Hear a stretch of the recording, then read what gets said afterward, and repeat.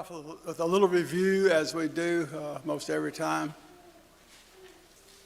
Backing up to chapter 22, when Abraham was told to offer Isaac as a sacrifice, a burnt offering. Get that phrase again, that Abraham rose up early in the morning to go do what God told him to do. Abraham rose up early the next morning to do that.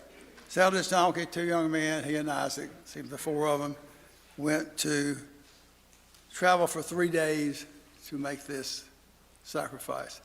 They actually started off in Beersheba, where Abraham was at the time. We traveled up through Hebron and then up to the area around Jerusalem from Mount Moriah. Seems to be where he sent him to go, 40 plus miles up there. But they would have traveled over that 3-day period. A little closer look up at the Jerusalem area, and this map here to actually got offering of Isaac on there is one of the events that occurred as this map moves around.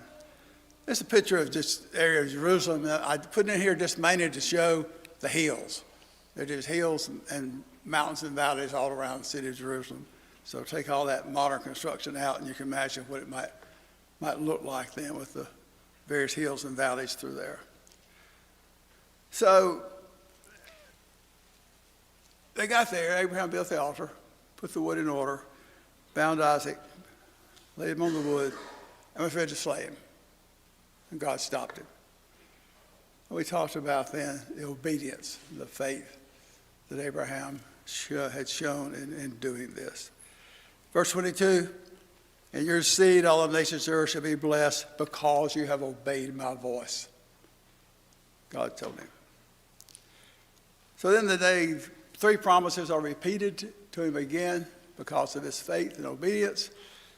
Your nation will be like, you'll be like your descendants, like the stars of the heaven and the sands of the seashore. This land I will give to your descendants. They'll occupy the gates of your enemies, and in your seed all nations of the earth will be blessed. And then the next chapter is where Sarah dies at age 127, and we have the purchasing of the cave of Machpelah by Abraham for a place to bury her. And that kind of winds up that chapter. So that brings us to chapter 24. So if you'll look there. And in chapter 24, we'll read the first 9 verses as we get started. Abraham was old, well advanced in age, and the Lord blessed Abraham in all things. So Abraham said to his oldest servant of his house, who ruled over all that he had, "Please put your hand under my thigh, and I will make you swear by the Lord, the God of heaven and the God of the earth, that you will not take a wife for my son from the daughters of the Canaanites among whom I dwell. But you shall go to my country, to my kindred, take a wife for my son Isaac." And the servant said to him, "Perhaps a woman will not be willing to follow me to this land. Must I take your son back there from which you came, to the land which you came?" Abraham said, "Beware that you do not take my son back there. The Lord God of heaven, who took me from my father's house, from the land of my kindred, who spoke to me and swore to me, saying, 'To your descendants I will give this land,' he will send his angel before you, and you shall take a wife for my son from there. If a woman is not willing to follow you, you shall be released from this oath, but do not take my son back there." So the servant put his hand under the thigh of Abraham his master and swore to him concerning this matter. So Abraham is, Abraham is old. He's been greatly blessed by the Lord. He's a very wealthy man, prosperous in all of his ways. And he instructs his oldest servant, the one who was most trusted, who was in charge of his house, had charge of everything that Abraham had, to go get a wife for Isaac, to go back to the land of Mesopotamia and get a wife. Genesis 15, verse 2. When Abraham did not have an heir, he's talking to God and says, "Who will be my heir?" So right now, Eliezer of Damascus in my house will be my heir. So Eliezer seems to be his most trusted servant. Now, is that the same one that's talking about this chapter, I don't know, but let's go back to reference that. That is possibly the same servant he's talking about here. But he instructs him to go back, made him swear, and just putting your hand on the thigh was a custom to swear. Made him swear 2 points very strongly. Do not take a wife from among the Canaanites in whom I dwell. So you think about, okay, why would Abraham not want that? Well, number one, of course, they're idolatrous people, and Abraham would not want his son mixed with that. But going back to another point, where Abraham has been greatly blessed by the Lord, told him he would be. But think about the Canaanites. Go back to Genesis chapter 9. After Noah had come out of the ark, built the vineyard, got drunk, and sinned when he uncovered himself, and Ham saw him. Remember that? The verse there says, "Cursed be Canaan." Ham's son, Canaan, was the curse because of what Ham did with Noah.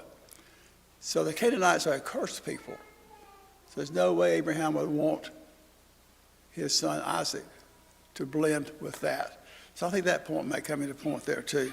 They already sent Ishmael away because they didn't want that to, I'm going to use the word contaminate, to be involved with Isaac's blessings. So Isaac's to be blessed. He's keeping him very separate there. He says, go back to my homeland and do not take, this is the second point, do not take Isaac back there. So do not get a wife from the Canaanites. Do not take Isaac back there. The two main points he made him swear. Then he said, God's angel will guide you as you go back there to do this. And if she will not come, you'll be released from the oath.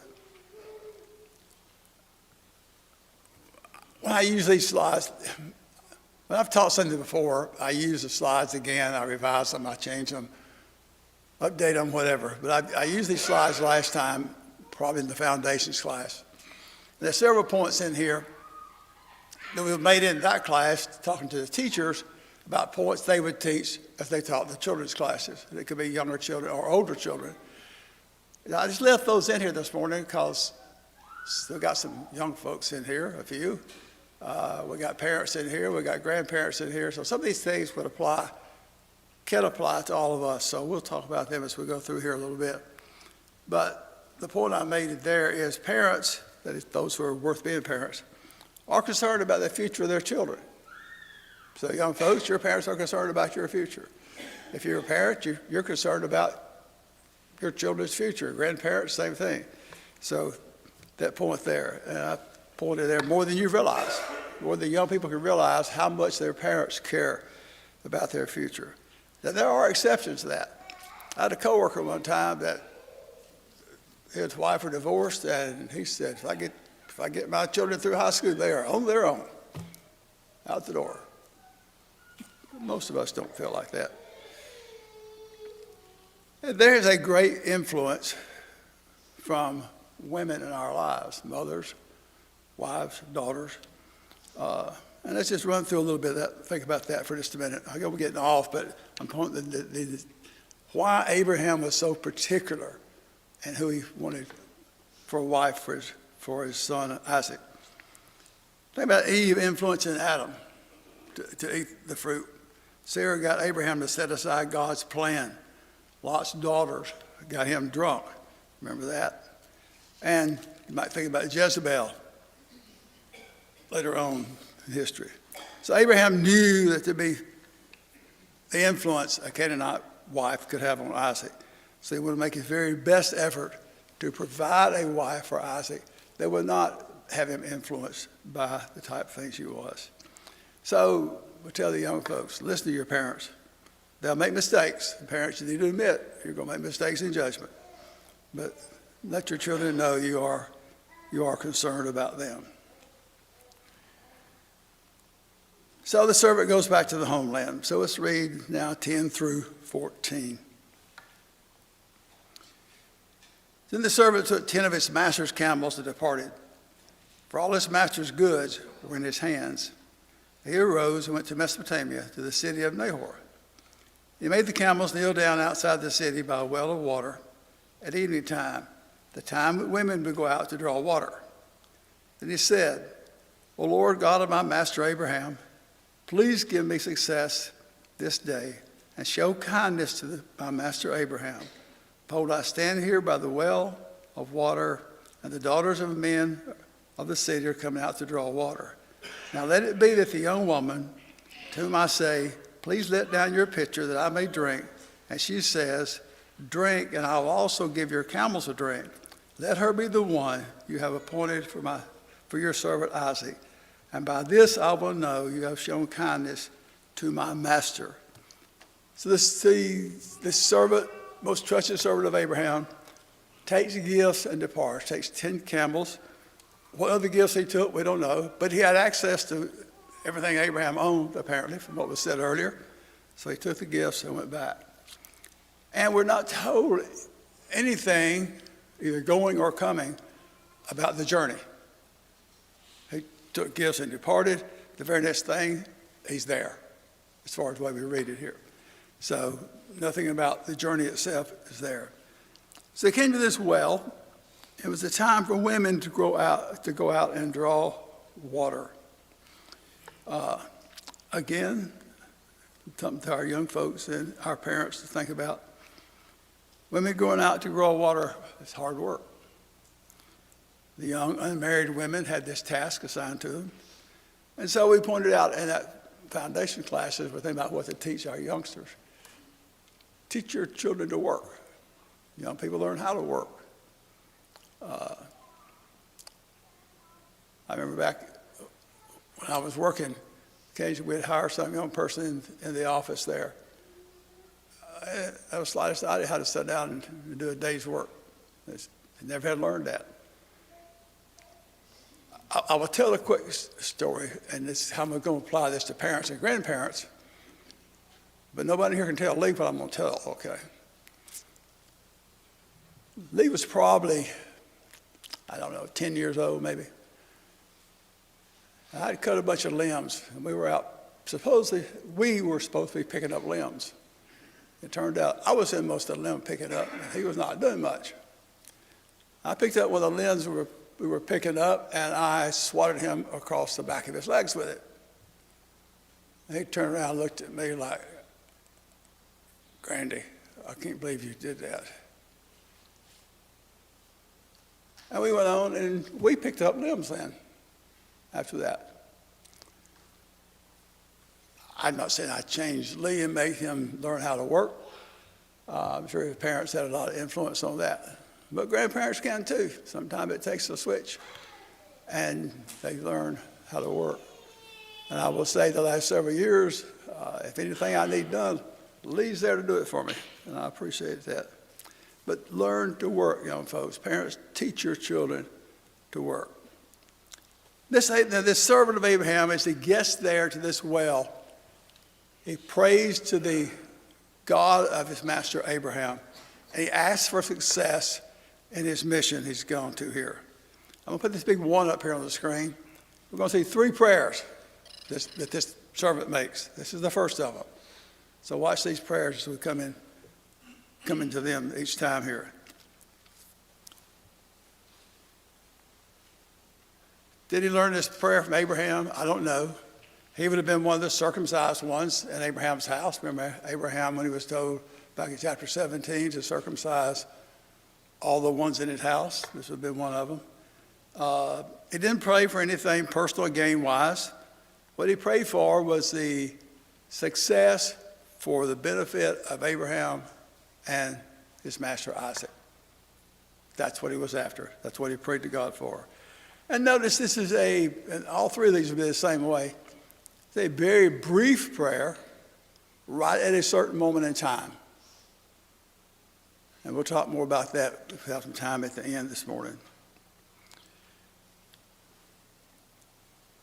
All right, verses 15 through 23. 15 through 23.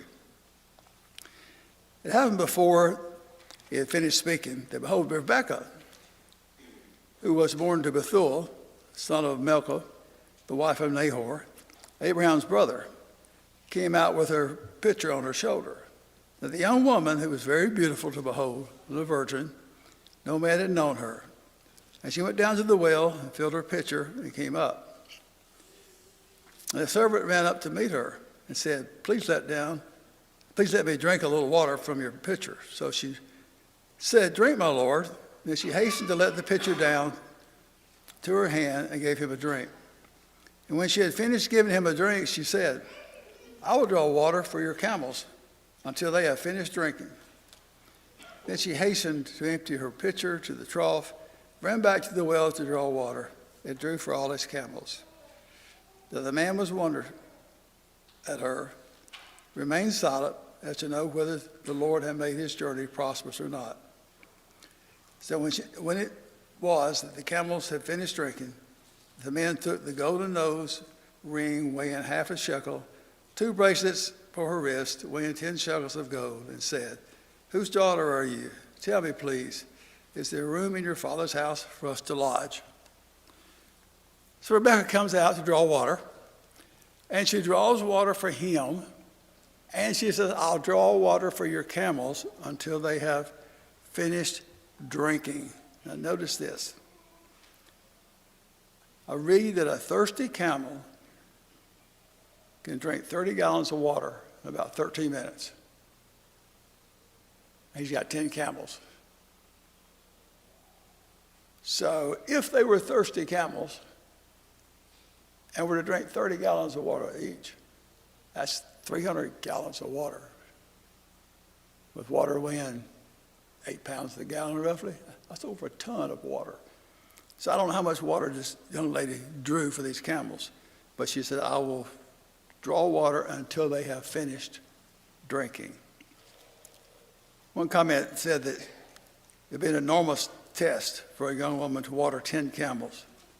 The idea that such a woman would not only be industrious, but hospitable and generous. So the kind of person that Rebekah was by her offer to water 10 camels until they had finished drinking. And going back to the prayer that the servant made, what's unfolding is exactly what he had prayed for. So then he gives her a nose ring and bracelets and asks about a place to stay. 24 through 49. 24. So she said to him, I am the daughter of Bethuel, Milcah's son, whom she bore to Nahor. Moreover, she said to him, we have both straw and enough room to lodge. The man bowed his head and worshiped the Lord. And he said, blessed be the Lord God of my master Abraham, who has not forsaken the mercy and his truth toward his master. As for me, being on the way, the Lord led me to the house of my master's brethren. So the young woman ran and told those of her mother's house these things. Now Rebekah had a brother, his name was Laban. Laban ran out to the man by the well. So it came to pass when he saw the nose ring, the bracelets on his sister's wrist, when he heard the words of his sister Rebekah saying, thus the man spoke to me, and he went to the man, and there he stood by the camels at the well. They said, come in, O blessed of the Lord. Why do you stand outside? For I prepared the house and a place for the camels. The man came to the house, he unloaded the camels, and they provided straw for the feed for the camels and water to wash his feet and the feet of the men who were with him. Food was set before him to eat, but he said, I will not eat until I have told about my errand. They said, speak on. So then the servant, we'll skip this, just rehearses all that had happened, and the Lord had led him there, what Abraham had made him do. So we come down, start back at verse 40. He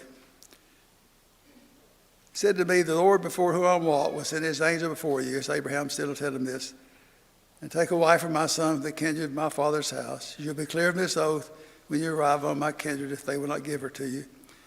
And this day I came to the well and said, O Lord of my God Abraham, if you will now prosper the way in which I go, Behold, I stand by the well of water. It shall come to pass that when the virgin comes out to draw water, and I say to her, please give me a little water from my pitcher to drink. If she says to me, drink, and I will draw water for your camels also, let her be the woman that the Lord has blessed, appointed for my master's son. That's the first prayer we talked about. But before I had finished speaking in my heart, there was Rebekah coming out with her pitcher on her shoulder. She went down to the well and drew water and said, please let me drink. She made haste and her pitcher down from her shoulder and said, drink, and I will give you camel's drink also. So I drank, she gave the camel's drink. Then I asked her and said, whose daughter are you? She said, the daughter of Bethuel, Nahor's son, who Milcah bore to him. So I put the nose ring on her nose and bracelets on her wrist. And I bowed myself and worshiped the Lord and blessed the Lord God of my master Abraham, who had led me in the way of truth to take the daughter of my master's brother's son. Now, if you will deal kindly and truly with my master, tell me, and if not, tell me that I may turn to the right hand or to the left. So he goes in to meet the family. But first, notice he remembered to give thanks to God for the success in meeting Rebekah. There in verse 26. So that'd be prayer number 2. So it's not always enough just to request things of God. We need to thank God when things happen the way we ask for them to. Or thank God for his wisdom and how he deals with things, whatever it may be. But we make requests, we ask things of God. Let's don't forget to give him thanks also. And now we're introduced to Laban, who is Rebekah's brother. Rebekah is the granddaughter of Nahor, Abraham's brother. And we went through and read, he recounts the purpose of his visit there. Now in verses 50 through 61, how we're doing time-wise, okay. 50 through 61. Then Laban and Bethuel answered and said, Bethuel will be the father. By the way, sidetrack here. I read one commentator that said Bethuel's, the father had died, and this Bethuel here is a brother. So there's 2 brothers, Laban and the brother Bethuel. I don't know where that, most others would believe this is Laban and the father Bethuel. Answered and said, the things comes from the Lord. We cannot speak to you either good or bad. Here's Rebekah before you. Take her and go, and let her be your master's son's wife, as the Lord has spoken. Let's stop and think about that verse a minute. I came in looking for a wife. Rebekah's the one. And what's the answer they gave? Take her and go. It came to pass when Abraham's servant heard the words, he worshiped the Lord, bowing himself to the earth. The servant brought out jewelry of silver, jewelry of gold, clothing. He gave them to Rebekah. He also gave precious things to her brother and to her mother. He and the men who were with him ate and drank and stayed the night. Then they arose the next morning, and he said, send me away to my master. But her brother and her mother said, let the young woman stay with us a few days, at least 10 days. After that she may go. And he said to them, do not hinder me, since the Lord has prospered my way. Send me away that I may go to my master.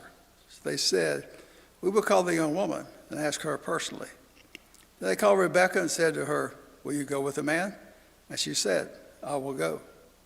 So they sent Rebekah, their sister, and her nurse, and Abraham's servant and his men. And they blessed Rebekah and said to her, the mother of thousands and 10,000s, and may your descendants possess the gates of those who hate them. Rebekah and her maids arose, and they rode the camels and followed the man. So the servants took Rebekah and departed.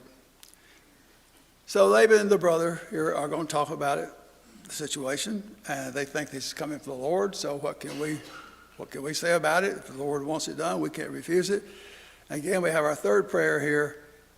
Once that news is given to Abraham's servant, again bows and thanks God that he had met Rebekah and that they had given the permission for her to be his wife.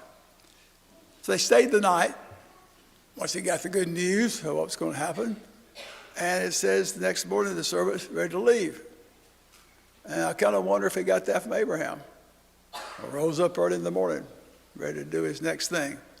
We read that about Abraham 2 or 3 times. So the family says, well, let her stay with us at least 10 days. This is sudden. We want a little time to see our sister and our daughter here before she leaves. So the conversation is, okay, let's ask Rebekah. And Rebekah says, I will go. So I think about the thing back in Genesis chapter 2 about leaving father and mother and cleaving to your wife or husband in this case. This is a pretty good wow. No cell phones, no social media, no telephones, period. And she's going to go a long ways. They probably never see her again. Just to send her away with these British strangers, almost. But it's what God had planned. And so they took that and went.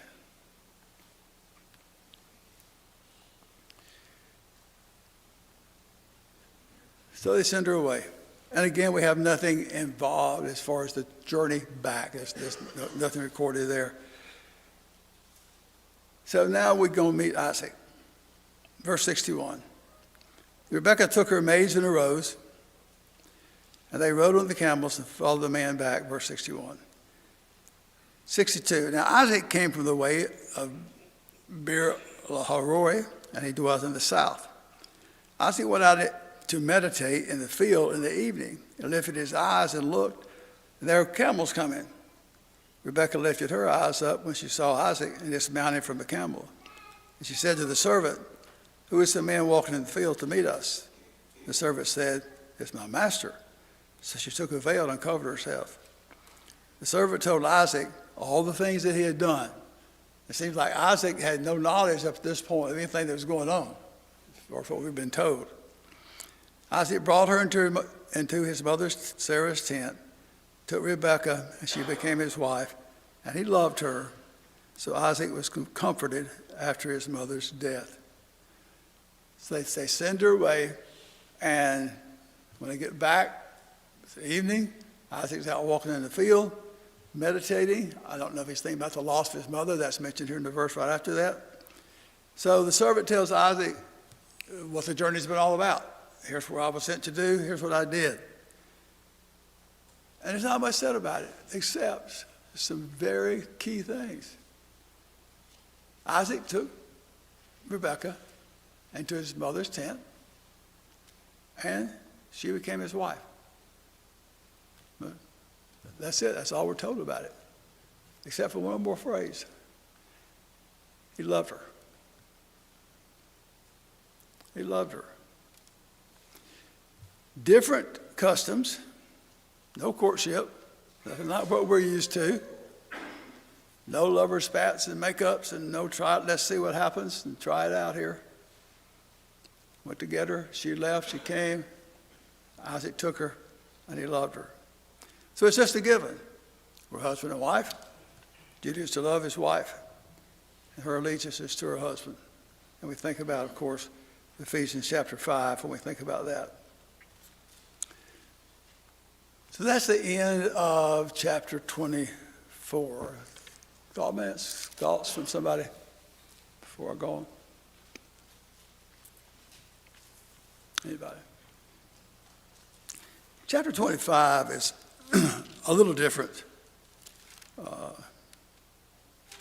from the narrative we've been going through. We read part of it. I'm going to skip over some of these genealogies and names and things that are through here. But let's read a few verses here in chapter 25.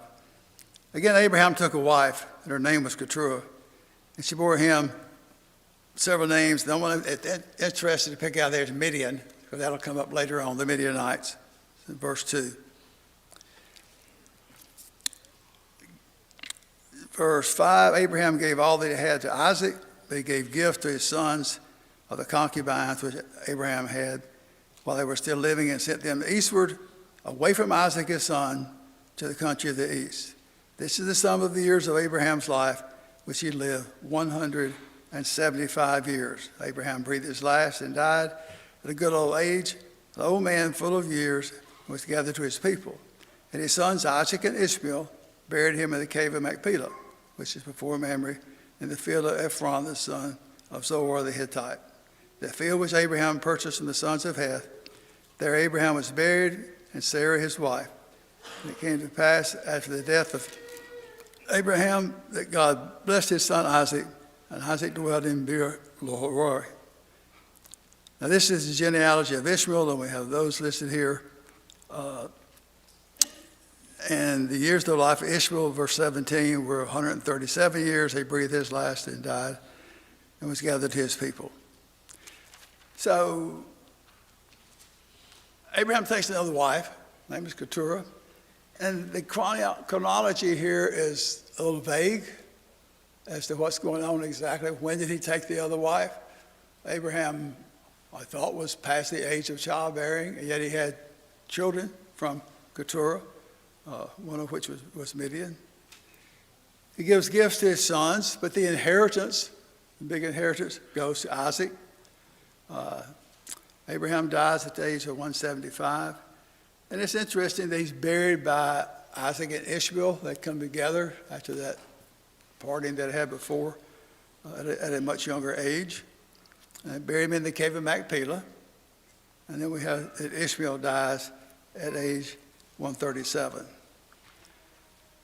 Then beginning in chapter 25, verse 19, the story shifts totally then to Isaac. I want to show a couple of slides here.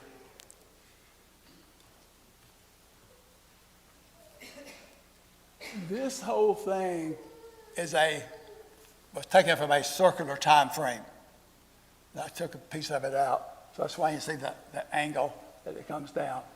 But these years here, 2008, 2108, the guy who made this chart, that's the years from creation, according to him. He's calculated out here. So think about those. But the big thing I want to see is, all right, here's Abraham. He's born. Sarah, she's born 10 years later. Abraham lives 175 years, so he dies. Here's Isaac, his birth. Ishmael down here. And then Isaac, here's Jacob and Esau's birth. And look what Abraham is. Abraham's still alive, but Jacob and Esau are born.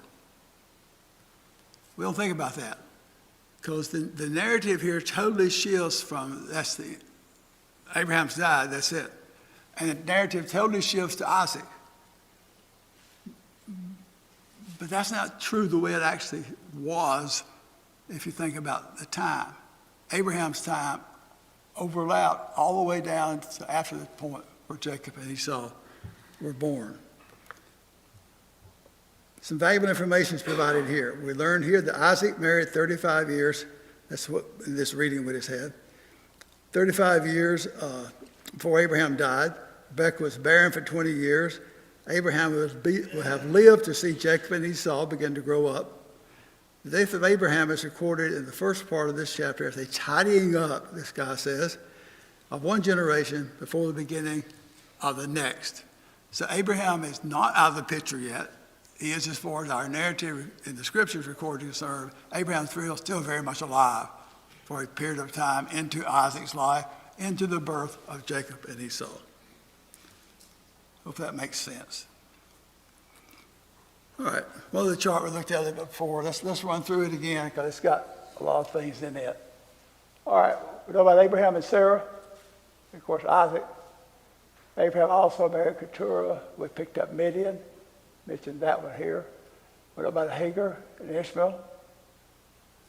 Over here, Haran's the other brother, and Lot, we know about them. Now we've had Nahor married to Milcah and had son Bethuel.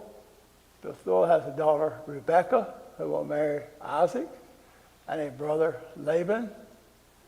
And over here from Lot, we came down to the two daughters that got him drunk, had children, Moabites, and the Ammonites. So we've about got everything on this chart in our minds except this bottom row. And we'll get that as Laban has daughters, Leah and Rachel, and Isaac and Rebekah, their children, Jacob and Esau. So this whole chart should be familiar to us now, except that last part.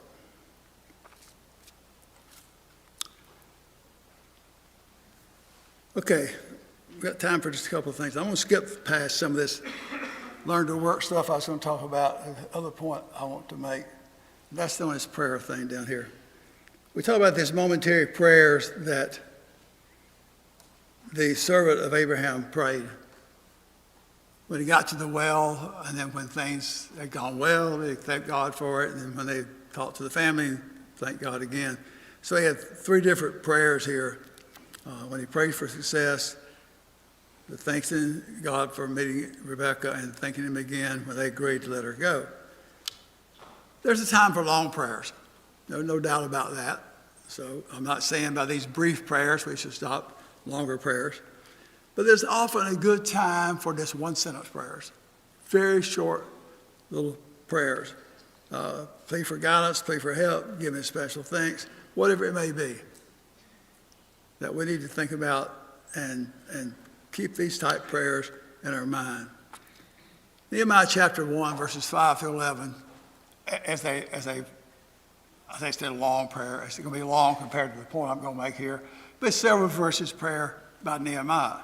But you go to Nehemiah chapter 2, and the first 4 verses, when Nehemiah's before the king, and he reads his face as being distraught, and he asks him what he can do for him, Nehemiah says, so I prayed to the God of heaven, before he gives the king an answer. So I doubt that's a very long prayer. More than likely a very short prayer to God. So in chapter 1, we have a contrast of a much longer prayer, and here's Nehemiah in chapter 2 with a very, very short prayer. So I think about the passage in 1 Thessalonians 17, to pray without ceasing.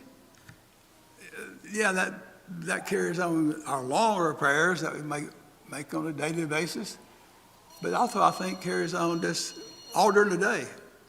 We have opportunities for short prayers, a constant attitude of prayer. Prepared heart, ready and instant to approach God's throne. Wednesday night, we'll finish up 25, 26, 27, and the first part of 28. So we've got a lot of reading between now and Wednesday night. Last part of 25, 26, 27, and the first part of chapter 28. Any thoughts before we end today? Anybody?